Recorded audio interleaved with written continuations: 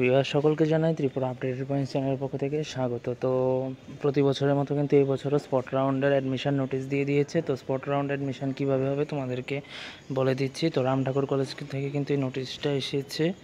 তো নোটিশে বলা হয়েছে যে আগামী 12 তারিখ সকাল 10টায় ভ্যাকেন্সি লিস্ট বের হবে। ভ্যাকেন্সি লিস্ট বের হওয়ার পরে কিন্তু 12 থেকে 15ই জুলাই এই 3 দিন অর্থাৎ 4 দিন তোমাদেরকে কিন্তু ফর্ম জমা দিতে হবে, ঠিক আছে। শারীরিকভাবে উপস্থিত থাকতে হবে কলেজে উপস্থিত থেকে তোমাদেরকে কিন্তু ফর্ম ফিল আপ করে সেখানে জমা দিতে হবে কলেজে গিয়ে।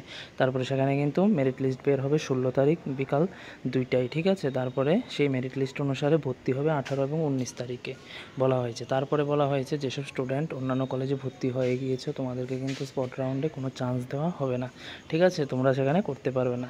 এবার তোমাদের কী কী ডকুমেন্ট নিয়ে যেতে হবে আমি সম্পূর্ণ পিডিএফটি আমার হোয়াটসঅ্যাপ গ্রুপে দিয়ে দেবো। যারা এখনও জয়েন হয়নি প্রত্যেকে জয়েন হয়ে নাও। প্রত্যেকটি কলেজেরই কিন্তু এরকম স্পট রাউন্ডের অ্যাডমিশন নোটিশ চলে আসবে। তো সমস্ত নোটিশ পেতে আমার হোয়াটসঅ্যাপ গ্রুপে জয়েন হয়ে নাও। আমি এই নোটিশটিও দিয়ে দিচ্ছি। তারপরে যদি কোনো সমস্যা হয় অবশ্যই তোমরা আমাকে ভিডিওর কমেন্ট বক্সে জানাবে। তো সবাইকে নমস্কার জানিয়ে ভিডিওটি শেষ করছি।